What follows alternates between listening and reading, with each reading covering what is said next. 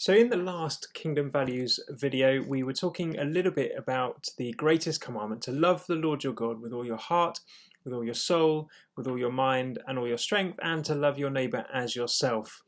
If you haven't already watched that video, I want to encourage you to go back and watch it before you watch this one, because in this one we're looking at that second part of that commandment, to love your neighbour.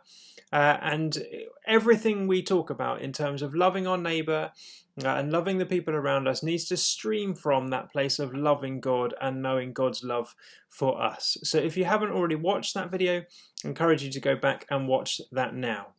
But if you have, we're going to move on to talk about what it means to love your neighbour as yourself.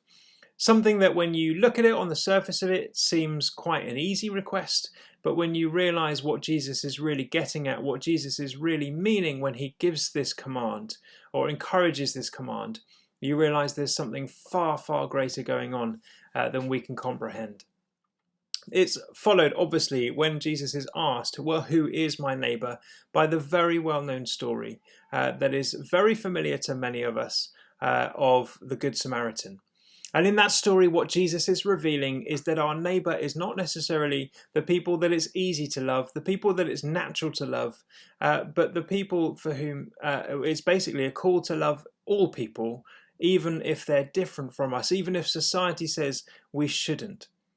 And what we see in the example of Jesus is this in action time and time again. We see it in the disciples that he chooses to call as he calls tax collectors and drop-out fishermen, people who haven't already got rabbis, therefore showing that perhaps they haven't quite made the cut to other people. We see it in the people that Jesus chooses to hang around with. We see it in the beautiful moment where Jesus writes in the sand as people are trying to condemn an adulterous woman. We see it as Jesus stands beside a well in John chapter 4 and chats to a woman from Samaria. We see it in almost everything that Jesus does, in who he spends his time with. He is modelling the whole time what it is to love your neighbour. And it's not an easy thing. And it reminded me, as we're thinking about this today, of a quote I heard a while ago, which is this: loving your neighbour is just as supernatural as raising the dead.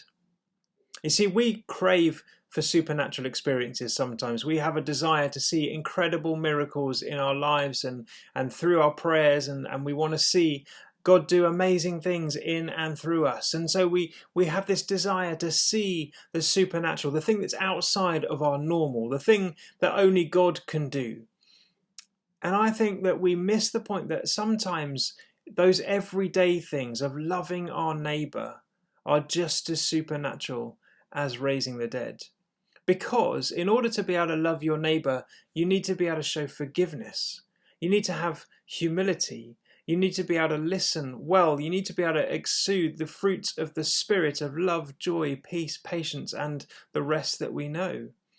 We need to have times where we're thinking of others more than we're thinking of ourselves. We need to have times of moments of vulnerability, of laying down ourselves and being honest about who we really are. And none of these things are easy. None of these things are achievable on our own. None of these things are achievable without the Spirit of God at working in us and through us. Without Christ being in us, these things are not possible. So when we are able to love our neighbour, when we're able to love the people who are most difficult, those people who we feel don't deserve our love in any way, when we can remind ourselves of the love that we've received that we didn't deserve, and we're able to love others with that love, then something incredibly supernatural is taking place. So I encourage you to live a supernatural life, not just by praying for healing or raising the dead, but by loving your neighbour in the way that Jesus modelled and showed us.